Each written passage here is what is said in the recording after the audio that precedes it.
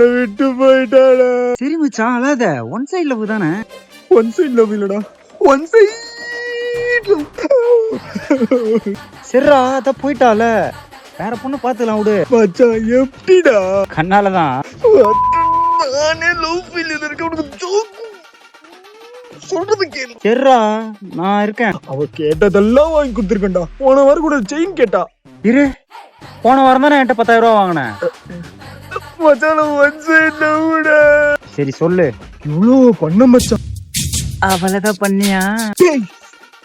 சுண்டு விரல் கூட பண்ணதில்ல மச்சான். ஒன் சைடு லவ்டா. ஏய் மச்சான் எதுக்குடா அழுவுற?